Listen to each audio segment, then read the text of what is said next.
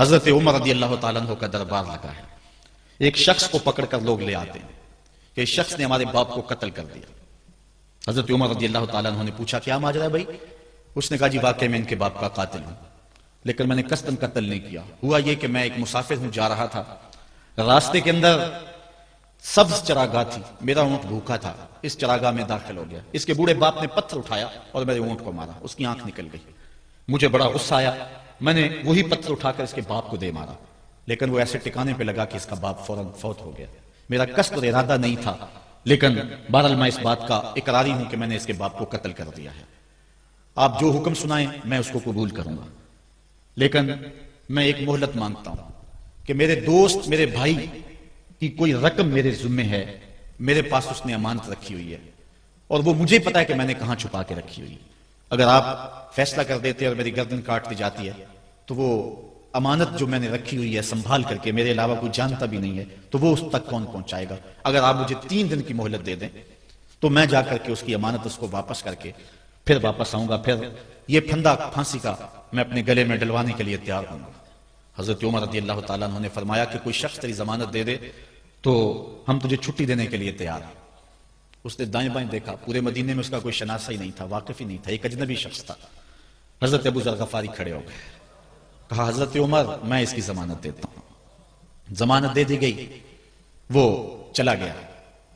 تیسرے دن وعدے کا جو وقت تھا، لوگ جمع ہو گئے، دربار لگ گئے، ابھی تک آنے والا نہیں آیا. لوگوں نے کہا ابو ذر تو نے غلطی کی ہے، ایک اجنبی کی ضمانت دی اور ابھی تک وہ نہیں آیا.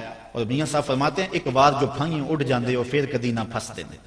ظاہر ہے وہ چلا گیا، واپس تو نہیں پلٹ کے آئے گا، اس سے پتا ہے کہ آگے سیدھی سیدھی میری موت ہے، تو تم نے یہ کیا غلطی کی؟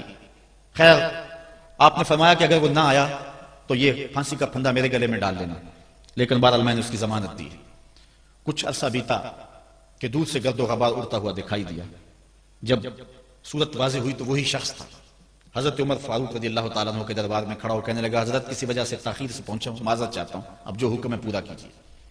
حضرت عمر رضی اللہ تعالیٰ عنہ اس کے پھانسی کے احکامات جاری کر چکے تھے.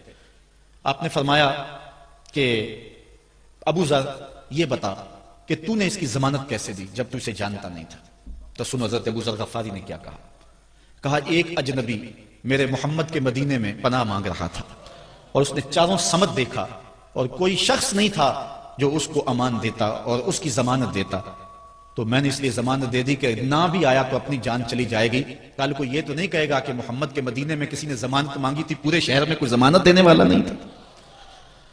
اس کو کہا کہ انہوں نے تو ضمانت دے دی، میاں اب تو بتا کہ تو چلا گیا تھا، تجھے جانتا کوئی نہیں تھا، نہ پلٹ کے آتا تو تجھے کوئی پوچھنے والا نہیں تھا، تو تو نے یہ دوبارہ موت کے منہ میں کیوں اپنا سر رکھا ہے؟ تو اس نے کہا کہ میں نے کہا کہ ایک اجنبی کی ضمانت ایسے شخص نے دی ہے جو مجھے جانتا بھی نہیں ہے، اور اگر میں نہ گیا تو لوگ قیامت تک اجنبیوں پر بھروسہ نہیں کریں گے کہ اجنبی یوں سلوک کیا کرتے ہیں. تو حضرت عمر رضی اللہ تعالیٰ عنہ اس کے پھانسی کے احکام جاری کیے. تو جن کے باپ کو قتل کیا تھا وہ بیٹے کھڑے ہو گئے، کہنے لگے تاریخ کی کالک ہم اپنے منہ پہ ملیں گے، ہم بھی اپنے باپ کے قاتل کو معاف کر دیتے ہیں. یہ ہماری تاریخ ہے، یہ ہماری کہانی ہے. لیکن آج ہم کس جگہ پہ کھڑے ہیں اور کیا ہماری صورتحال ہے؟ نہ ہمارا کردار رہا اور نہ ہمارا کوئی تشخص رہا. آج ہم نے اپنا تشخص بھی مٹا کے رکھ دیا، اپنے طرز زندگی بھی بدل دی. نہ ہماری باطن کی وہ روشنی رہی، نہ ظاہری وہ صورت رہی کہ ہم پہچانے جائیں کہ حضور کے غلام ہیں، بلکہ آج بھانت بھانت کی بولیاں بول رہے ہیں. اقبال نے کیا کہا تھا؟ اپنی ملت پر قیاس اقوام مغرب سے نہ کر، خاص ہے ترکیب میں تجھے قوم رسول ہاشمی.